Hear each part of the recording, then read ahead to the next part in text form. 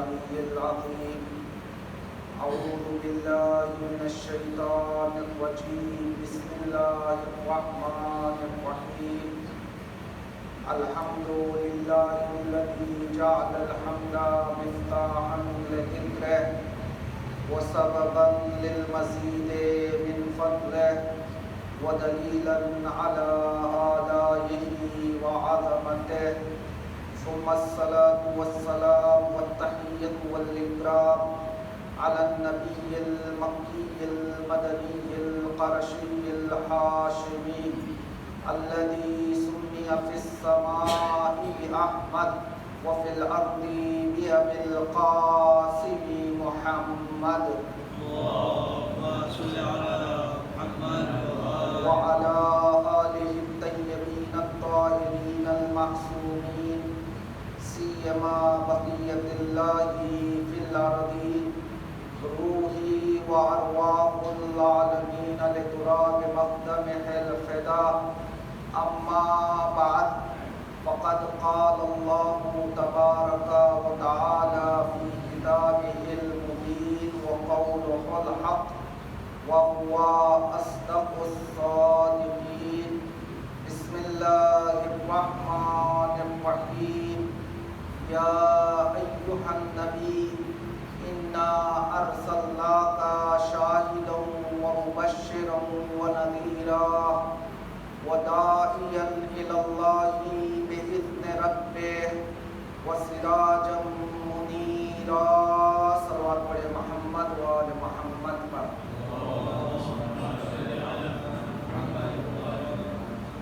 عزیزان گرامی، شب ولادت پیغمبر اسلام صلی اللہ علیہ وآلہ وسلم اور امام جعفر صادق علیہ السلام ہے.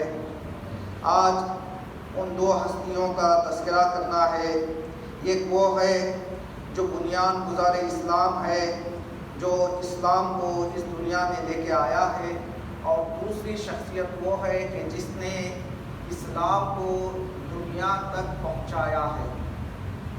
چونکہ دامن وقت میں زیادہ گنجائش نہیں، ہم چھٹے امام کے حوالے سے صرف ایک مختصر سا اشارہ کریں گے اور کوشش یہ ہوگی کہ زیادہ سے زیادہ آج کی اس گفتگو میں پیغمبر اسلام کے حوالے سے کچھ معروضات آپ تک پہنچا سکیں. اگر ہم پیغمبر اسلام کی زندگی کو دقت کے ساتھ دیکھیں تو پیغمبر اسلام کی زندگی میں دو طرح کے حالات نظر آتے ہیں. آپ کی زندگی میں ایک وقت وہ نظر آتا ہے کہ آپ کی زندگی ظاہری نگاہوں سے نزول کی طرف ہے، ڈاؤن کی طرف ہے، اور آپ کی زندگی میں دوسرا مرحلہ ایسا بھی آتا ہے کہ اب آپ کی زندگی میں نزول اور ڈاؤن نہیں ہے بلکہ صعود اور اونچائی اور بلندی ہے. پیغمبر اسلام کی عمر 40 سال کی ہے. غار حرا سے آپ نیچے اتر رہے ہیں. گویا پیغمبر اسلام غار حرا سے نیچے نہیں آ رہے ہیں بلکہ آئندہ کچھ سالوں تک آپ کو دنیا کی ظاہری نگاہوں کے اعتبار سے نیچے میں اور لوگوں کی مشاکل کے ساتھ زندگی گزارنی پڑے گی. دیکھیں پیغمبر اسلام غار حرا سے نیچے آ رہے ہیں. قَالُوا لَا إِلَٰهَ إِلَّا اللَّهُ تُفْلِحُوا. لوگوں نے طرح طرح کی باتیں کرنا شروع کر دیا. کسی نے کہا یہ ساحر ہے، کسی نے کہا یہ مجنون ہے، کسی نے آپ پر کوڑا پھینکا، کسی نے آپ پر پتھر سے حملہ کیا، کسی نے آپ کو قتل کرنے کی سازش کی.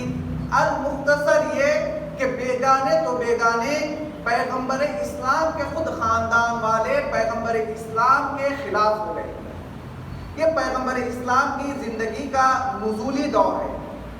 اب آئیے یہی پیغمبر ہیں 23 سال کے بعد اب پیغمبر اسلام کی زندگی میں کسی طرح کا نزول نہیں ہے بلکہ ہر طرح سے صعود اور بلندی ہے. اب پیغمبر اسلام 23 سال کے بعد منبر پر جا رہے ہیں تو مسلمان رسول کا استقبال بھی کر رہے ہیں. وہ لوگ جو پیغمبر اسلام کو پتھر مارا کرتے تھے 23 سال کے بعد اب حالت ایسی ہے کہ وہی لوگ پیغمبر اسلام وضو کر رہے ہیں تو یہ خطرہ پانی بھی زمین پر گرنے نہیں دیتے. پیغمبر اسلام اپنی زندگی کا پہلا اور آخری حج کرنے جاتے ہیں بال نکالتے ہیں تو وہی مکے کے لوگ ہیں، لیکن پیغمبر اسلام کے بالوں کو بڑی ہی حفاظت کے ساتھ جمع کر رہے ہیں اور تبرک کے طور پر مسلمان پیغمبر اسلام کے بالوں کو اپنے گھر تک لے جا رہے ہیں۔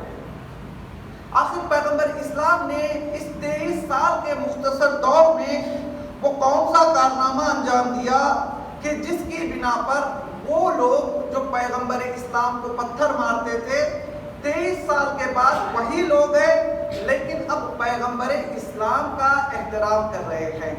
لہٰذا آج کی اس مختصر سی گفتگو میں ہم یہی دیکھنے کی کوشش کریں گے کہ اس 23 سال کے پیریڈ میں 23 سال کے عرصے میں پیغمبر اسلام نے کس طرح سے اپنے پیغام کو دنیا والوں تک پہنچایا اور کس انداز میں پہنچایا کہ سننے والوں نے اسے قبول کیا، تاکہ آج اگر ہم اسلام کو دوسروں تک پہنچانا چاہیں تو پیغمبر اسلام کی ذات سے درس لے، لیسن حاصل کریں، تاکہ اسی طریقے سے ہم اسلام کو دنیا کے کونے کونے تک پہنچانے کی کوشش کریں۔ چونکہ رسول اسلام کی ذات ہمارے لیے اسوہ حسنہ ہے، ہمارے لیے نمونہ ہے۔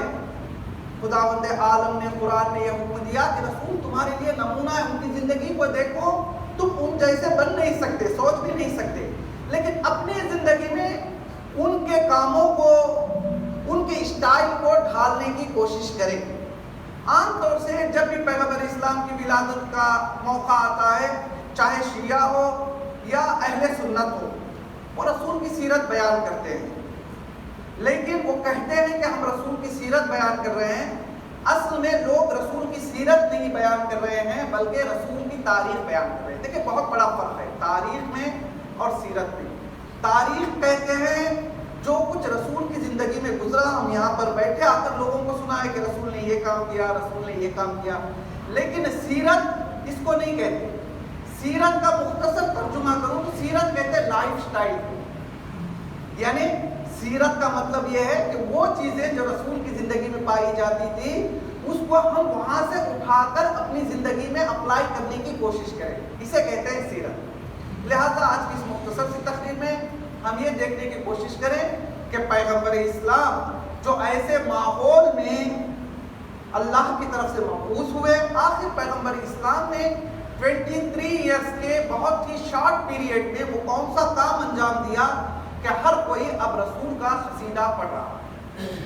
دیکھیں آپ مجھ سے بہتر جانتے ہیں دوران جاہلیت ایسا دور تھا جہاں پر عرب ایک اونٹ کے لیے سال ہا سال تک جھگڑا کرتے تھے، یہاں تک کہ نہج البلاغہ میں مولا کائنات نے اشارہ بھی کیا اور کہا کہ تم لوگ پورے کائنات کی بدترین لوگ تھے، کہ پیغمبر اسلام تھے کہ جنہوں نے تمہارے درمیان آنے کے بعد تمہیں صحیح راستہ بتایا۔ طرح طرح کی مشکلات تھی، شراب خوری عام تھی، ظلم زیادہ تھا، بیٹیوں کو زندہ درگور کیا جا رہا تھا، خاندان کو بہت زیادہ اہمیت دی جاتی تھی، ہاں عبادات بھی تھی لیکن عبادت کی شکل بدلی ہوئی تھی۔ میں نے اس سے پہلے بھی ایک تقریر میں اشارہ کیا تھا، اسلام میں جو کچھ باقی ہے وہ ایسا نہیں کہ سب کچھ نیا ہے، نہیں، بلکہ خداوند عالم نے 3 طرح سے اسلام کو پہنچایا۔ کچھ ایسی چیزیں عرب کے درمیان موجود تھی کہ جو بالکل غلط تھی، جس طرح سے بت پرستی، قرآن نے آ کر کہا یہ بالکل مقبول نہیں ہے، بلکہ جو ہے بالکل قبول نہیں ہے، اسے ہٹنا چاہیے۔ لیکن کچھ چیزیں ایسی تھی جو عرب کی اچھی تھی، جیسے عرب اگر کسی سے وعدہ کرتے تو پورا کرتے، عرب بہت مشہور تھے۔ قرآن نے کہا چونکہ یہ چیز اچھی ہے، قرآن نے آ کر نہ صرف یہ کہ اسے قبول کیا بلکہ اور زیادہ لوگوں کو تاکید کی کہ آپ اس کو اور زیادہ اپنی زندگی میں پختہ کرنے کی کوشش کریں۔ لیکن کچھ چیزیں ایسی تھیں جو صحیح تھی لیکن تھوڑا اس میں کریکشن کی ضرورت تھی، اسلام نے آ کر اسے کریکشن کیا۔ جیسے حج، اسلام سے پہلے بھی جاہلیت کے زمانے میں عرب کے لوگ حج کرنے جاتے تھے لیکن انداز بدلا ہوا تھا، بدن پر لباس احرام نہیں تھا بلکہ وہ عریان اور بغیر لباس کے حج کرنے کے لیے جاتے تھے۔ ان کے یہاں بھی قربانی تھی لیکن قربانی کا انداز بدلا ہوا تھا، وہ قربانی دیتے تھے، اس کے خون کو خانہ کعبہ کی دیواروں پر لگاتے تھے اور کچھ گوشت کا حصہ بھی دیوار پر لگاتے تھے۔ اب جب حج کر کے گھر واپس آتے تھے تو رسم یہ تھی کہ یہ لوگ گھر کے اندر اس کے مین گیٹ سے نہیں جاتے تھے، بلکہ گھر کے پیچھے جاتے تھے، دیوار میں سوراخ کرتے تھے اور سوراخ کے ذریعے سے گھر میں داخل ہوتے تھے، چونکہ ان کا اعتقاد اور یہ باور اور یہ بلیف تھا کہ اگر ہم حج کر کے جو ان کا حج تھا، اگر ہم جو ہے حج کے بعد گھر واپس آئے، مین ڈور سے اندر آئیں گے تو ہمارا حج قبول نہیں ہوگا۔ اسلام نے کہا یہ حج کا نام اور حج کا فلسفہ صحیح ہے، لیکن جس طرح سے وہ انجام دے رہے ہیں وہ طریقہ غلط ہے۔ اسلام نے آ کر اس طریقے کو بدلا، کہا کہ صحیح ہے کہ آپ جو ہے حج کے لیے جا رہے ہیں، لیکن حج ایسے نہیں ہوتا، بلکہ جس طرح سے قرآن میں بیان کیا گیا اور اللہ نے حکم دیا، کہا کہ مسلمانوں کو حج کرنا چاہیے، لیکن اس طریقے سے حج کرنا چاہیے۔ المختصر یہ کہ وہ عرب جو بات بات پر ایک اونٹ کے لیے سالہ سال لڑتے تھے، پھر یہ کیسے ہو گیا کہ پیغمبر اسلام ہجرت کے بعد مکے سے مدینہ ابو ایوب انصاری کے گھر جب پہنچتے ہیں، تاریخ میں ملتا ہے کہ ان کا مکان جو ہے نیچے بھی تھا اور اوپر بھی تھا۔ رسول کے احترام میں انہوں نے کہا کہ یا رسول خدا، اگر آپ چاہیں تو میں آپ کو اوپر کا طبقہ اور اوپر کا فلور دینا چاہتا ہوں۔ رسول اسلام نے کہا نہیں، کیونکہ لوگ زیادہ ملنے آئیں گے، میں جاؤں گا آؤں گا، اس سے تمہیں اذیت ہوگی، تکلیف ہوگی، لہذا میں چاہتا ہوں کہ تم اپنی والدہ کے ساتھ اوپر رہو، میں تمہارے ہی گھر میں نیچے رہوں۔ اب تاریخ بتاتی ہے چونکہ رسول نیچے تھے تو جو ہے یہ شخص ابو ایوب انصاری آہستہ آہستہ ختموں کو رکھتے تھے، بہت ہی دھیان دیتے تھے کہ کہیں ایسا نہ ہو کہ میرے کسی فعل کی وجہ سے رسول اسلام کو کوئی تکلیف نہ پہنچائے۔ دیکھیں وہ عرب کہاں جو رسول کو دیکھتے ہی پتھر مار رہے تھے، ان کو طرح طرح کی اذیتیں دے رہے تھے، ان کے بدن اقدس پر کوڑا پھینک رہے تھے، وہی عرب ہے، عرب بدلے نہیں ہے، لیکن کچھ دنوں کے بعد انداز بدلا ہوا ہے۔ آخر رسول اسلام نے وہ کیا کارنامہ انجام دیا، وہ کون سی روش اور وہ کون سا اسٹائل اپنایا جس کی وجہ سے 23 سال کے مختصر عرصے میں 13 سال مکہ میں 10 سال مدینہ میں رسول اسلام نے سارے معاشرے کو، سارے کمیونٹی کو بدل دیا۔ دیکھیں بات کرنا آسان ہے، اگر چھوٹی سی رسم بھی ہٹانی ہو تو پتہ نہیں کتنے سال لگ جاتے ہیں، کتنی مخالفتیں ہوتی ہیں۔ اب رسول اسلام آئے ہیں، ان کا پورا دین بدل رہے ہیں، ان کا پورا لائف سٹائل بدل رہے ہیں، لیکن 23 سال بہت ہی شارٹ پیریڈ ہوتا ہے پورے عرب کو بدلنے کے لیے، لیکن لوگ بدل گئے۔ رسول اسلام کی زندگی میں اگر ہم دیکھیں تو بہت طریقے سے گفتگو کر سکتے ہیں، کچھ شاید اس وجہ سے لوگ بدلے چونکہ رسول کی ذات اور رسول کا اخلاق اچھا تھا، جس طرح سے قرآن میں بھی بتایا گیا کہ جس طرح سے رسول کا اخلاق تھا، بلند اخلاق تھا۔ لیکن اس کے علاوہ اگر ہم پریکٹیکلی کوئی گفتگو کرنا چاہیں تو ایک بحث ہم یہ بھی کر سکتے ہیں کہ رسول کا انداز تبلیغ کیسا تھا۔ رسول جب تبلیغ کرنا چاہتے تھے تو جو ہے لوگوں کے درمیان کس طرح سے بات کرتے تھے۔ دیکھیں تبلیغ آج کل بھی ہوتا ہے، دو طرح کی تبلیغ ہوتی ہے۔ ایک تبلیغ جو ہے مثلا میں یہاں پہ آ جاؤں، ممبر پر بیٹھوں اور لوگوں کو بولوں، یعنی میں سب کو ملا کر عام اور جنرل بات کروں گا۔ اب اس میں کامیابی بہت کم ملے گی، بہت کم لوگ ہوں گے جو بات کو سمجھیں گے اور اپنی زندگی میں جو ہے اسے جاری کرنے کی کوشش کریں گے۔ لیکن دوسری تبلیغ ہوتی ہے انفرادی تبلیغ، ایک ایک آدمی کے پاس جائیں، جا کر اسے نصیحت کریں اور اسے صحیح کرنے کی کوشش کریں۔ اور اگر رسول اسلام کی زندگی میں یا حتیٰ کہ چھٹے امام کی زندگی میں آپ دیکھیں تو جو ہے آپ کو ملے گا کہ چھٹے امام کے ایک مشہور جو ہے صحابی ہیں جن کا نام ہے حشام بن حکم۔ ان کے بارے میں ملتا ہے کہ یہ جوان تھے اور ان کا تعلق شیعہ سے نہیں تھا، یہ شیعہ نہیں تھے۔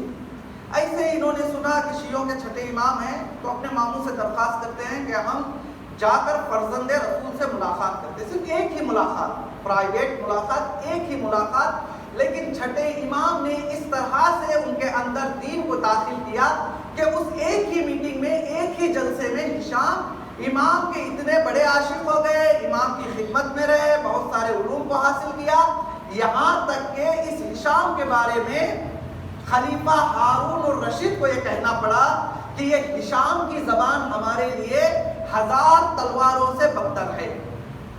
دیکھیں امام کا ایک جلسہ، ایک میٹنگ ایک جوان کے ساتھ، اس طرح سے امام نے اسے تبلیغ کی، اس طرح سے ہدایت کے راستے پر لے آئے کہ یہ صرف نہ خود ہدایت کے راستے پر ہے بلکہ دوسروں کو ہدایت بھی دے رہا ہے، اور زمانے کا ظالم اور حاکم ان کے بارے میں یہ کہہ رہا ہے کہ 1000 تلواروں سے بھی بدتر ان کی زبان ہے، یعنی جتنا نقصان ہمیں 1000 تلواریں نہیں پہنچا سکتی، یہ ایک شخص جو چھٹے امام کا شاگرد ہے وہ ہمیں نقصان پہنچا سکتا ہے۔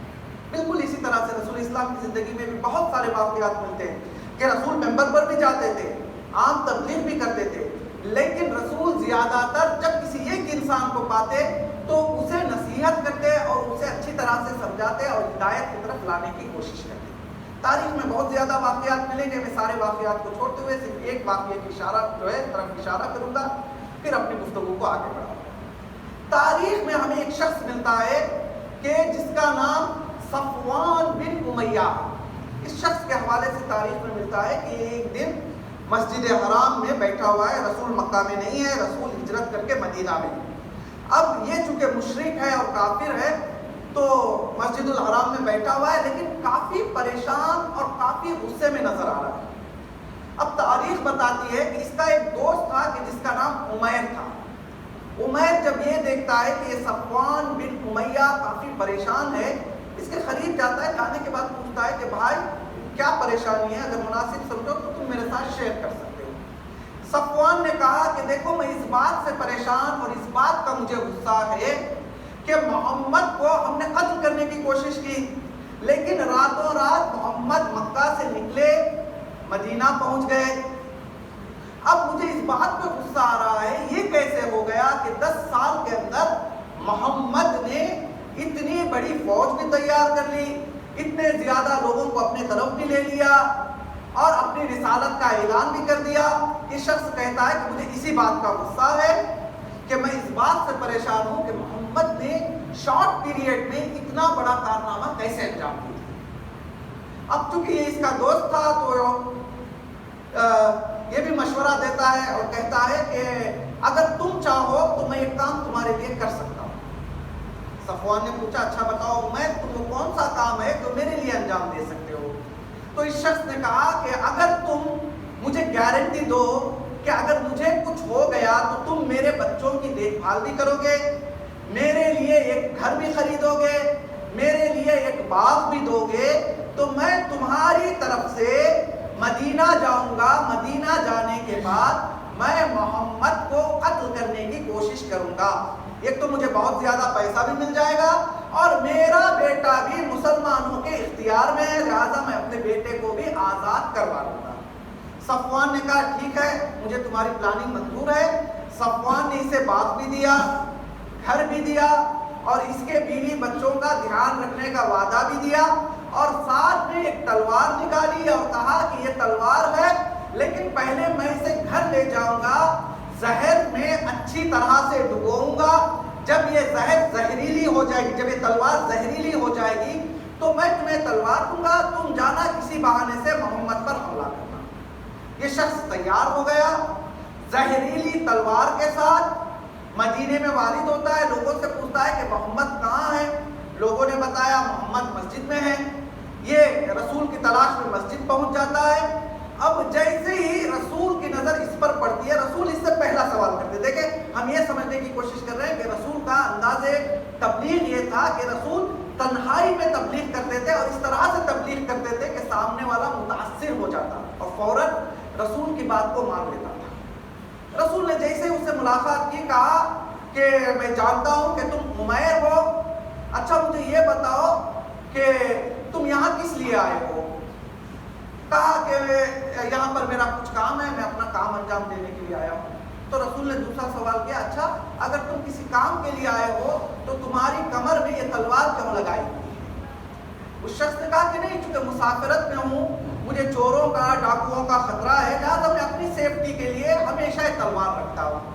تو رسول نے تیسرا سوال کیا، کہا کہ چوروں سے اور ڈاکوؤں سے بچنے کے لیے عام تلوار کا استعمال کیا جاتا ہے، تم یہ زہریلی تلوار لے کر میرے پاس کیوں آئے ہو؟ اب اس شخص نے کہا نہیں میرے پاس زہریلی تلوار نہیں ہے، یہ عام تلوار ہے۔ رسول نے پوری داستان بتائی، کہا مجھے سب کچھ پتا ہے، تم مکہ میں تھے، صفوان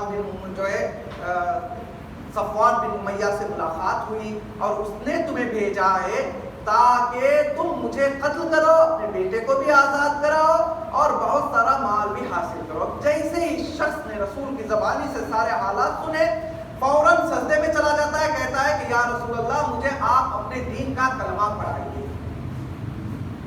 اور صرف یہ نہیں بلکہ اس کا بیٹا بھی مسلمان ہو جاتا ہے. اور وہ وقت بھی آتا ہے کہ جب فتح مکہ کے وقت رسول اسلام مکہ میں وارد ہوتے ہیں, سب لوگوں کو معاف کر دیتے ہیں.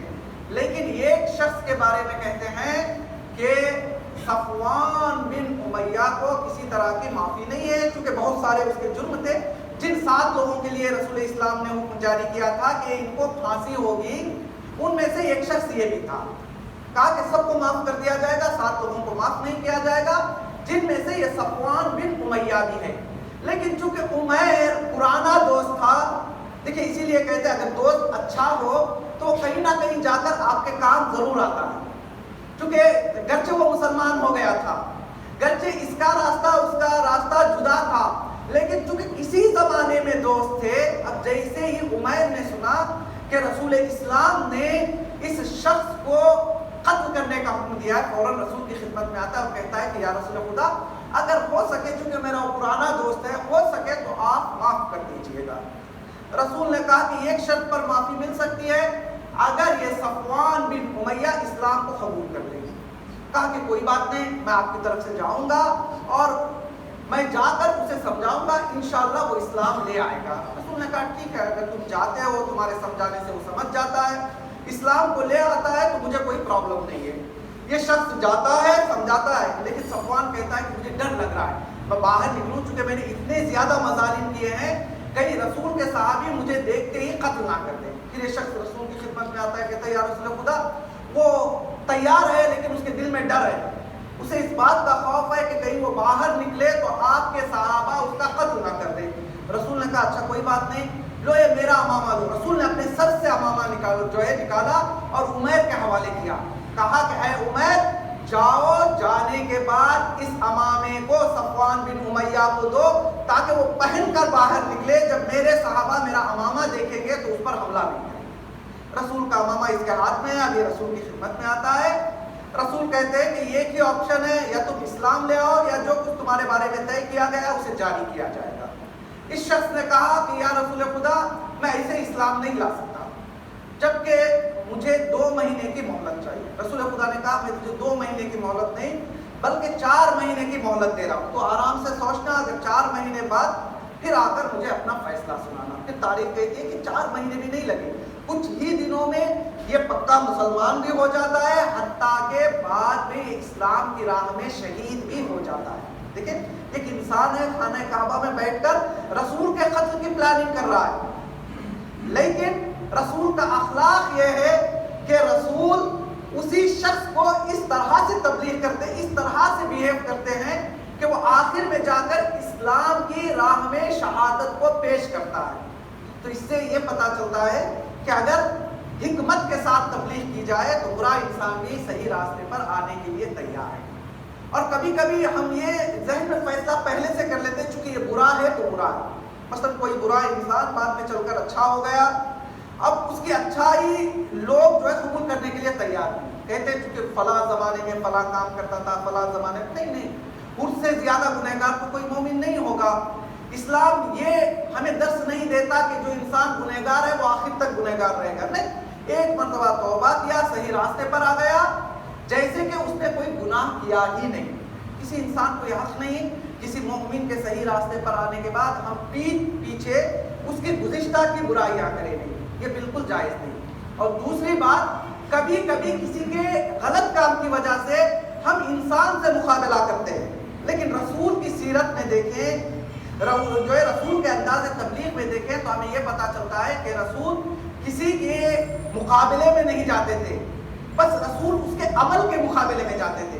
رسول کی یہ کوشش ہوتی تھی کہ اس انسان کا عمل اس سے دور ہو جائے اور وہ صحیح راستے پر آ جائے.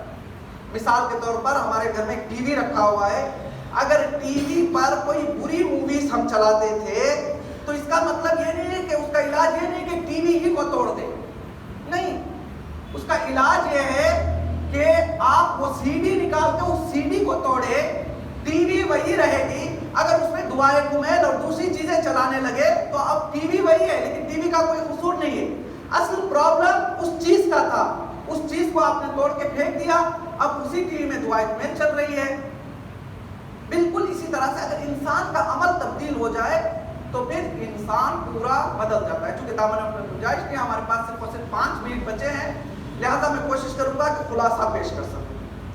ایک مشہور واقعہ صرف میں اشارہ کروں گا.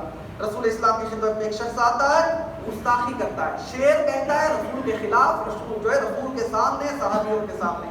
رسول نے کہا کون ہے جو اس گستاخ کی زبان کاٹے گا؟ سب لوگوں نے کہا میں جاؤں گا. رسول نے مولا کائنات کا انتخاب کیا. مولا کائنات دور جانے کے بعد اسے آزاد کر دیتے, لیکن یہی شخص ہے جو کچھ دنوں کے بعد آ کر رسول کی شان میں قصیدہ پڑھ رہا ہے. لہذا رسول اسلام نے جو یہ کہا تھا کون ہے جو اسے قتل کرے, مثلا اس کا فزیکلی مارنا جو ہے مقصود نہیں تھا, بلکہ رسول چاہتے تھے اس کے اندر کے انسان کو مار دو تاکہ ایک اچھا انسان بن کر یہ ہمارے سامنے آئے. لہذا رسول کے انداز تبلیغ میں سے ایک انداز یہ تھا کہ رسول مجمع سے بھی خطاب کرتے تھے لیکن اکیلے میں بھی خطاب کرتے تھے, اور اکیلے میں جو خطاب کیا اس کا اثر زیادہ ہمیں تاریخ میں نظر آیا.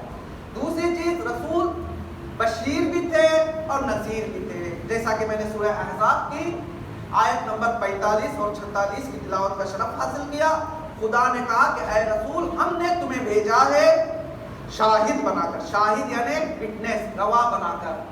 یہاں پہ مفسرین کہتے ہیں گواہ رسول یعنی یہ تو خدا کی گواہی بھی یہاں دیں گے آ کر, اور دوسرا قیامت کے دن اپنے امت کے اعمال کی گواہی رسول دیں گے. اسی لیے بعض روایات میں ملتا ہے کہ رسول اس آیت کو پڑھتے تھے تو بارہا روتے تھے اور کہتے تھے کہ کیسے ممکن ہے کہ قیامت کے دن میں رسول کھڑا ہو کر اپنے امتیوں کے گناہوں کی گواہی اہل محشر اور خدا کے سامنے دوں. لہذا یہ وہابیوں کا عقیدہ ہے کہ رسول آئے چلے گئے, لیکن صحیح درست عقیدہ یہ ہے کہ رسول جتنا اپنی زندگی میں امت کے کام آتا تھا بالکل اتنا ہی زندگی کے بعد بھی امت کے کام آتا ہے. لہذا خدا نے کہا ہم نے تمہیں کیا بنا کر بھیجا ہے؟ شاہد بنا کے بھیجا ہے.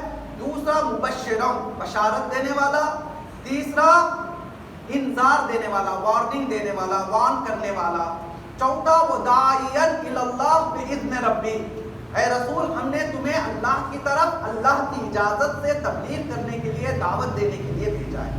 اور آخری سراجا منیرا, آپ کو ہم نے ایک روشن چراغ جو ہمیشہ جلتا ہے, آپ کو ہم نے چراغ بنا کر اس دنیا میں بھیجا ہے. لہٰذا آج کی اس مختصر سی گفتگو میں ہم نے یہ جاننے کی کوشش کی کہ اگر رسول نے تبلیغ کی تو کس طرح سے تبلیغ کی, تاکہ ہم جو اسلام پوری دنیا میں پھیلانا چاہ رہے ہیں تو ہم بھی رسول کی زندگی سے یہ درس اور یہ سبق حاصل کریں کہ رسول نے ہمیں یہ درس دیا ہے کہ اگر تبلیغ کرنا چاہتے ہو تو اس طرح سے تبلیغ کرو گے تو کامیاب ہو جاؤ گے. اور اسلام نے کبھی بھی کسی دوسرے انسان پر حملہ کرنے پر یا نقصان پہنچانے پر تاکید بھی نہیں کی, البتہ حرام قرار دیا ہے کہ ایک انسان کی وجہ سے دوسرے انسان کو کوئی نقصان پہنچ جائے.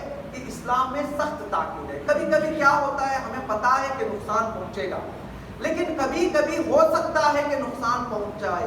چونکہ احتیاط ہے اور دوسری طرف مومن کی بہت زیادہ اہمیت ہے, لہذا ہر مومن کو یہ کوشش کرنا چاہیے اگر احتمال بھی ہے, تھوڑا بہت احتمال بھی ہے, تو انسان وہ کام انجام نہ دے جس کام کی وجہ سے اپنے دوسرے مومن بھائی کو نقصان پہنچے.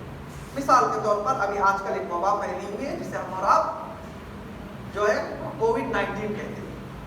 دنیا کے ہر گوشے میں آج لوگ اس بیماری کا شکار ہیں, گرفتار ہیں, لیکن خدا کا لاکھ لاکھ شکر کہ خداوند عالم نے تنزانیہ میں رہنے والوں کو یہ موقع فراہم کیا کہ ہم اپنے دینی مراسم کو, ہماری مجالسوں کو, ہماری محفلوں کو سب مل کر منا سکیں.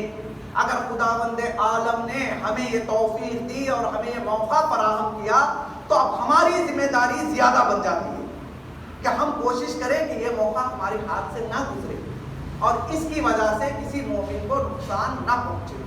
پڑوسی ممالک میں بھی کافی زیادہ کرونا ہے, لیکن جیسا کہ میں نے کہا یہاں کے بارے میں ابھی لوگ حالت مخفی اور خفا کی حالت میں, لوگ تعجب بھی کرتے ہیں کہ پتہ نہیں کیا ہو رہا ہے کہ ساری دنیا کا حال دوسرا ہے لیکن تنزانیہ کا حال مختلف ہے. مختصر یہ چونکہ احتمال ہے کہ یہاں بھی ہو سکتا ہے اور کئی جگہ سے، چونکہ ٹاکا ایسی جگہ ہے کہ دوسرے شہروں سے بھی لوگ آتے ہیں، لہذا مینجمنٹ کی طرف سے اور میں اپنی جانب سے بھی آپ حضرات کی خدمت میں گزارش کروں گا کہ ہم مجالسیں بھی کریں گے، محافل بھی کریں گے، لیکن احتیاط کے ساتھ. جیسے آج رسول اسلام اور چھٹے امام کی ولادت کا دن ہے، ہم جشن کریں گے، جو ہے نیاز بھی ہوگی، لیکن احتیاط یہ کرنی ہے کہ جس طرح سے عام دنوں میں ہم عید کے مواقع پر ایک دوسرے سے گلے لگتے ہیں یا ایک دوسرے کے ہاتھ ملاتے ہیں، لہذا یہ تھوڑی بہت احتیاط کریں. کچھ دنوں کے لیے ہم ان چیزوں سے پرہیز کریں، دور ہی سے آپ مبارکباد پیش کر سکتے ہیں. انشاءاللہ امید ہے کہ آپ تمام مومنین کی حفاظت کی خاطر اس مشورے پر عمل کر کے ہمیں ممنون اور جو ہے مشکور ہونے کا موقع فراہم فرمائیں گے. والسلام علیکم ورحمۃ اللہ وبرکاتہ.